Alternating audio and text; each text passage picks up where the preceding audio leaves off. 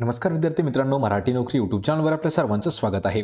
आज आपण या व्हिडिओमध्ये पोलीस भरती सराव प्रश्नसंच 2024 साठी पाहणार आहोत। मित्रांनो, हे जे प्रश्न आहेत हे सर्व प्रश्न आपल्याला महापोलीस भरतीसाठी महत्त्वाचं रिव्हिजन म्हणून ठरणारे प्रश्न आहेत। कारण यामध्ये आपण 2023 आणि 2024 या दोनही वर्षी विचारण्यात आलेले जे काही महत्त्वाचे पोलीस भरतीसाठी प्रश्न होते ते आपण या व्हिडिओमध्ये घेतलेले आहेत। आपल्याला या व्हिडिओची पीडीएफ जर डाउनलोड करायची असेल तर मराठी नोकरी या नावाने आपलं टेलिग्राम चॅनल आहे, सोबतच व्हॉट्सअप ग्रुप देखील आहे। दोघांच्याही लिंक मी तुम्हाला डिस्क्रिप्शनमध्ये देत आहे, त्या ठिकाणी जाऊन आपण त्यांना जॉईन करा।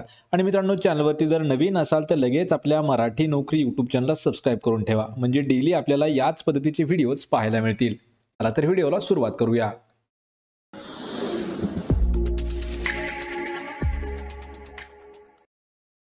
तर पहा, आपला प्रश्न पहिला आहे, महाराष्ट्र पोलीस दलातील दहशतवाद व इतर घातपात विरोधी तयार करण्यात आलेल्या विशेष पथकाचे नाव काय आहे? मित्रांनो, प्रश्नाचं जर उत्तर येत असेल तर 3 ते 5 सेकंदामध्ये आपण प्रत्येक प्रश्नाचं उत्तर हे कमेंट करून देत राहायचं आहे, म्हणजे आपलं रिव्हिजन देखील याच व्हिडिओमध्ये होऊन जाईल। पहा, महाराष्ट्र पोलीस दलातील कोणतं आहे दहशतवाद आणि इतर घातपात विरोधी पथक जे आहे हे कोणतं बनवलेलं आहे? तर या प्रश्नाचं उत्तर होईल पहा पर्याय क्रमांक 1, तर ते फोर्स 1 या नावाने आहे। पहा, F1 म्हणजेच फोर्स 1 या नावाने ते विशेष पथक आहे। ऑप्शन क्रमांक 1 आपलं या प्रश्नाचं उत्तर होईल। प्रश्न क्रमांक 2 आहे, माननीय पंतप्रधान भारत सरकार यांनी दिनांक 10 फेब्रुवारी 2023 रोजी मुंबई ते सोलापूर या नव्या कोणत्या रेल्वेचं उद्घाटन केलेलं आहे? या ठिकाणी मित्रांनो आपल्याला 2 प्रश्न अल्टरनेट पद्धतीने विचारण्यात आले होते। तर पहा, प्रश्न असे विचारले होते की मुंबई ते सोलापूर या ठिकाणी कोणती रेल्वे जी आहे ती नवीन सुरुवात केली आहे? तर ती रेल्वे आहे वंदे भारत या नावानं। पर्याय क्रमांक 2 आपलं उत्तर होईल। पण या ठिकाणी दुसरा प्रश्न असा विचारला होता की वंदे भारत या रेल्वेचं उद्घाटन कोणाच्या हस्ते करण्यात आलं? तर पंतप्रधान यांच्या हस्ते, म्हणजेच कोण, तर नरेंद्र मोदी यांच्या हस्ते करण्यात आलेला आहे 10 फेब्रुवारी 2023 रोजी मुंबई ते सोलापूर या वंदे भारत रेल्वेचं उद्घाटन। पर्याय क्रमांक 2 आपलं उत्तर होईल। प्रश्न क्रमांक 3 आहे, सतीबंदीचा कायदा 1829 साली कोणत्या गव्हर्नर जनरलने संमत केला होता? हा प्रश्न आपल्याला खूप वेळा विचारण्यात आलेला आहे। पहा, सतीबंदी कायदा यावर प्रश्न आपल्याला सरळ सरळ विचारण्यात आलेले आहे। तर सतीबंदी कायदा कधीचा आहे? 1829 या वर्षीचा। कोणत्या गव्हर्नर जनरलने तो संमत केला होता? तर या प्रश्नाचं उत्तर असणार आहे पर्याय क्रमांक 4, तर विल्यम बेंटिक हा जो इंग्रज गव्हर्नर अधिकारी होता किंवा जनरल होता, त्याने 1829 चा सतीबंदीचा कायदा जो आहे तो संमत केला होता।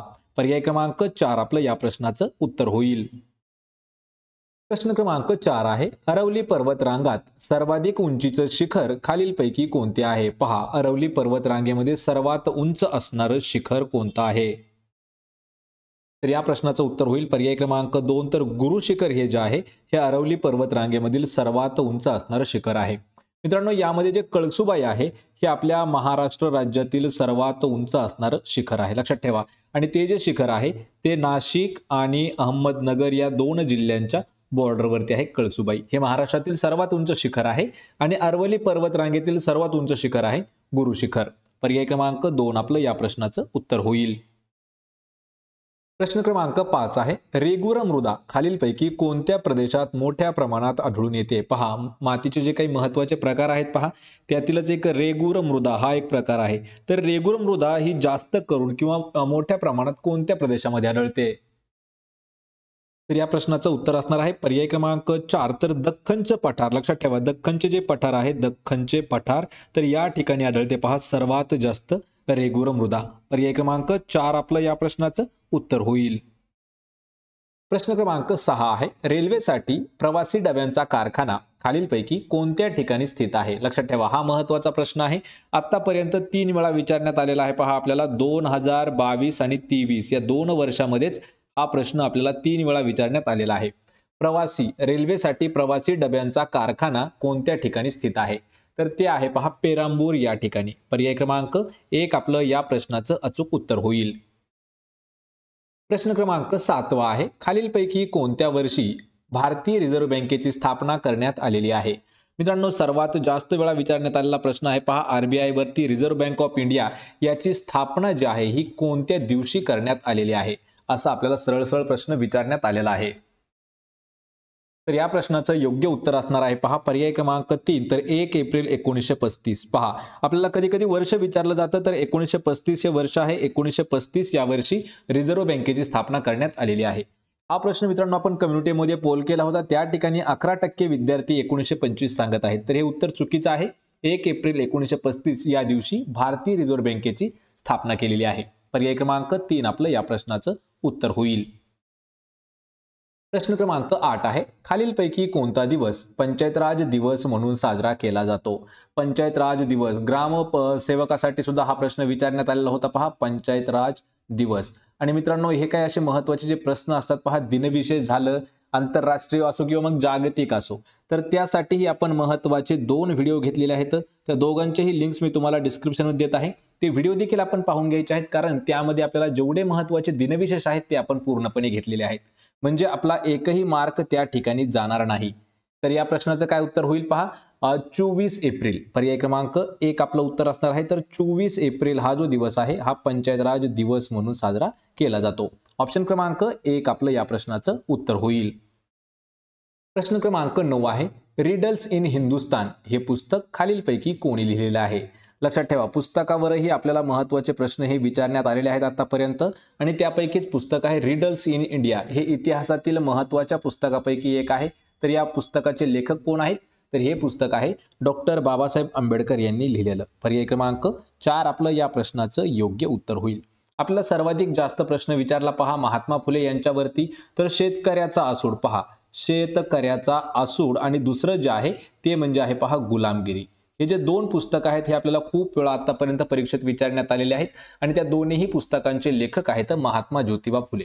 बाबासाहेब आंबेडकरांवरती अजून एक प्रश्न विचारला जातो पहा आपल्याला की तो जो प्रश्न आहे तो संविधान दिनावरती विचारला जातो. संविधान दिन कधी साजरा केला जातो? तर 26/11 म्हणजे 26 नोव्हेंबरला संविधान दिवस हा साजरा केला जातो. आणि या प्रश्नाचं उत्तर काय होईल? रिडल्स इन हिंदुस्तान हे बाबासाहेब आंबेडकरांनी लिहिलेलं पुस्तक आहे. ऑप्शन 4 आपलं उत्तर होईल.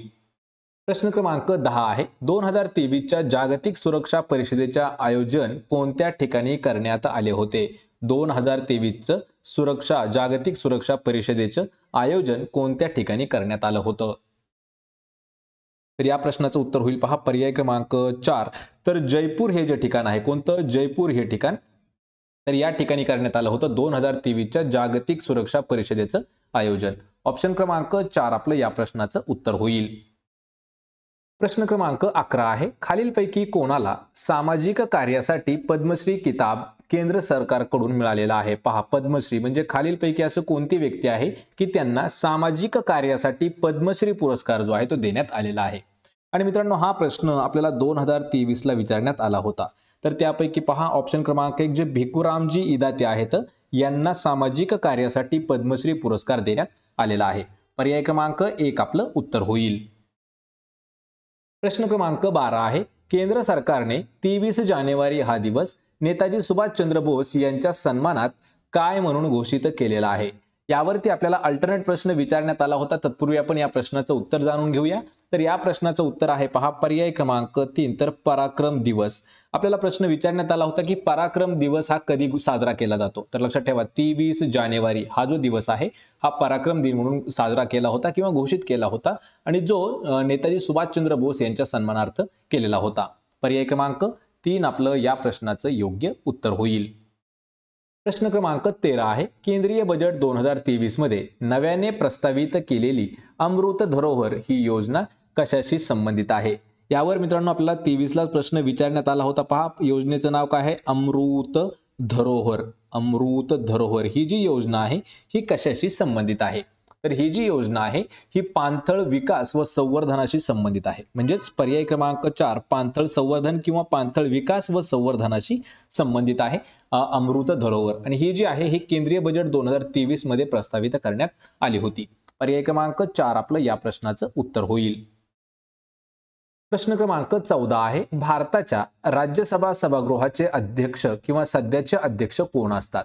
यावरती मित्रांनो आपल्याला भरपूर वेळा प्रश्न विचारण्यात आलेला आहे. पहा राज्यसभागृह जे आहे तर या सभागृहाचे जे अध्यक्ष असतात ना ते असतात पहा उपराष्ट्रपती. कोण? उपराष्ट्रपती. आणि आपल्याला काय विचारलंय की सध्याचे कोण आहेत, म्हणजेच आपल्याला सरळ सरळ प्रश्न आहे की सध्याचे उपराष्ट्रपती कोण आहेत. तर सध्याचे आहेत पहा पर्याय क्रमांक 1 तर जगदीप धनखड हे जे आहेत हे सध्याचे राज्यसभागृहाचे अध्यक्ष आहेत आणि तेच सध्याचे उपराष्ट्रपती देखील आहेत. पर्याय क्रमांक 1 आपलं या प्रश्नाचं उत्तर होईल. प्रश्न क्रमांक 15 आहे पुणे जिल्ह्याचे एकूण क्षेत्रफळ किती आहे? मित्रांनो, ज्या विद्यार्थ्यांची पुणे भरतीसाठी अजून परीक्षा बाकी आहे त्यांच्यासाठी महत्त्वाचा आपण एक सेट घेऊन आलो आहोत पहा. त्यामध्ये जवळपास 50 असे प्रश्न आहेत की जे फक्त आणि फक्त आपल्याला पुणे जिल्ह्यावरती आधारित विचारण्यात आलेले आहेत. म्हणजे त्यामध्ये पुण्याचा उल्लेख हा जास्त प्रमाणात असतात कारण पुणे या जिल्ह्याची पूर्ण विशेष माहिती आपण त्या पुस्तकात किंवा त्या व्हिडिओमध्ये घेतलेली आहे. तर त्याची लिंक तुम्हाला मी लवकरच देईन. तर पहा त्यामध्ये जे पुण्याचं क्षेत्रफळ देण्यात आलेलं आहे 15,643 चौरस किलोमीटर. पहा 15,643 चौरस किलोमीटर इतकं पुण्याचं एकूण क्षेत्रफळ आहे. पर्याय क्रमांक 1 आपलं या प्रश्नाचं योग्य उत्तर होईल. मित्रांनो, ज्यांचे अजून पुण्याचे पोलीस भरतीचे पेपर राहिले त्यांनी मला कमेंट करून नक्की सांगा. प्रश्न क्रमांक 16 आहे केंद्रीय रेल्वे मंत्री भारत सरकार या पदावर सध्या कोण आहे? म्हणजेच आपल्याला प्रश्न असा विचारला आहे की सध्याचे केंद्रीय रेल्वे मंत्री कोण आहेत? तर ते आहेत पहा मित्रांनो कोण? अश्विनी वैष्णव हे जे आहेत सध्याचे रेल्वे मंत्री आहेत. पर्याय क्रमांक 2 आपलं या प्रश्नाचं योग्य उत्तर होईल. मित्रांनो, नुकतंच आपण 2024चं जे हे आहे मंत्रिमंडळ ते देखील अपलोड केलेलं आहे. तर त्याची ही लिंक मी तुम्हाला डिस्क्रिप्शन मध्ये दिलेली आहे. प्रश्न क्रमांक 17 आहे 97व्या अखिल भारतीय मराठी साहित्य संमेलनाचे अध्यक्ष खालीलपैकी कोण आहेत? पहा 97 लक्षात ठेवा 97वे अखिल भारतीय मराठी साहित्य संमेलन याचे अध्यक्ष कोण आहेत? तर डॉक्टर रवींद्र शोभणे हे जे आहेत हे 97व्या अखिल भारतीय मराठी साहित्य संमेलनाचे अध्यक्ष होते. पर्याय क्रमांक 4 आपलं या प्रश्नाचं उत्तर होईल. प्रश्न क्रमांक 18 आहे रुद्रांश पाटील हा खेळाडू खालीलपैकी कोणत्या खेळाशी संबंधित खेळाडू आहे? पहा रुद्रांश पाटील हा खेळाडू कोणत्या खेळाशी संबंधित आहे? आपल्याला हा प्रश्न 2021 ला आहे विचारण्यात, 2022 ला आणि 2023 ला अशा तीनही वर्षी बॅक टू बॅक हा प्रश्न विचारण्यात आलेला आहे. त्यामुळेच हा प्रश्न आपण मुद्दाम घेत आहोत आणि आपल्याला असे जे प्रश्न आहेत त्यामध्ये जेवढे काही महत्त्वाचे खेळाडू असतात आणि त्यांच्या संबंधित खेळ असतात त्यावरही आपल्याला प्रश्न विचारले जातात. तर रुद्रांश पाटील हा जो खेळाडू आहे हा पर्याय क्रमांक 3 एअर रायफल शूटिंग या खेळाशी संबंधित आहे. पर्याय क्रमांक 3 आपलं या प्रश्नाचे योग्य उत्तर होईल. प्रश्न क्रमांक 19 आहे ग्रामगीता लिहिणारे राष्ट्रसंत तुकडोजी महाराज यांचे संपूर्ण नाव काय आहे? पहा या ठिकाणी मित्रांनो आपल्याला 2 प्रश्न विचारण्यात आलेले आहेत. या ठिकाणी प्रश्न आहे की तुकडोजी महाराज यांनी काय लिहिलं आहे? तर ग्रामगीता जे आहे हे तुकडोजी महाराज यांनी लिहिलेलं आहे. किंवा आपल्याला कधी कधी असाही प्रश्न विचारला जातो की राष्ट्रसंत ही पदवी कोणत्या व्यक्तीला देण्यात आली आहे? तर राष्ट्रसंत ही जी पदवी आहे ही तुकडोजी महाराज यांना देण्यात आलेली आहे. पण या ठिकाणी प्रश्न काय विचारला की तुकडोजी महाराज यांचं संपूर्ण नाव काय आहे? तर त्यांचं नाव आहे पहा पर्याय क्रमांक 1 तर माणिक बंडोजी इंगळे हे जे आहे हे तुकडोजी महाराज यांचं पूर्ण नाव आहे. ऑप्शन क्रमांक 1 आपलं या प्रश्नाचं उत्तर होईल. प्रश्न क्रमांक 20 आहे संगणकाद्वारे व्यवहार म्हणजे ई कॉमर्स. तर संगणकीय पत्र व्यवहार म्हणजे काय? पहा जे कम्प्युटरद्वारे आपण व्यवहार करतो तर त्याला काय म्हटलं जातं? ई कॉमर्स असं त्याला म्हटलं जातं. लक्षात ठेवायचं, यावरही प्रश्न विचारण्यात आलेला आहे.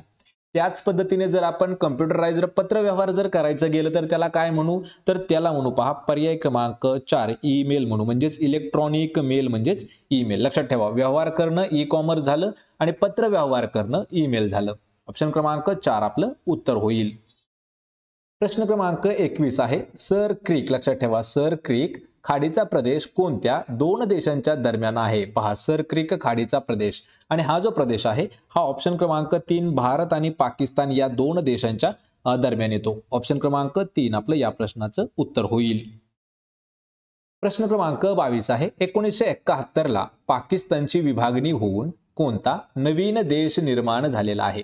मित्रांनो यावरती लक्ष देऊन थोडंसं ऐकायचं आहे. पहा 1971 ला फाळणी होऊन किंवा विभागणी होऊन पाकिस्तानचे 2 तुकडे झाले, त्यातील एक नवीन देश म्हणून स्थापन करण्यात आला. त्यापूर्वी 71च्या पूर्वी पूर्व पाकिस्तान आणि पश्चिम पाकिस्तान असं म्हटलं जात होतं. पण 1971 ला जी विभागणी झाली त्यामध्ये एक नवीन देश निर्माण झाला. तर तो देश कोणता आहे? पहा पर्याय क्रमांक 4 तर तो बांगलादेश आहे। आणि आपल्याला एक वेळा प्रश्न असा विचारला होता की बांगलादेश हा जो देश आहे हा पाकिस्तानमधून वेगळा होऊन कोणत्या वर्षी नवीन देश म्हणून अस्तित्वात आला? तर वर्ष लक्षात ठेवायचे 1971 हे वर्ष।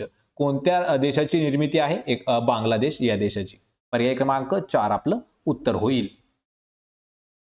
तर मित्रांनो, हे होते महत्त्वाचे 22 प्रश्न। या 22 पैकी किती प्रश्नाची उत्तरं देता आली हे मला कमेंट करून नक्की सांगा। व्हिडिओ जर आवडला तर व्हिडिओला लाईक करा, मित्रांमध्ये व्हिडिओ शेअर करा आणि आपल्या मराठी नोकरी या YouTube चॅनलला सबस्क्राईब करा।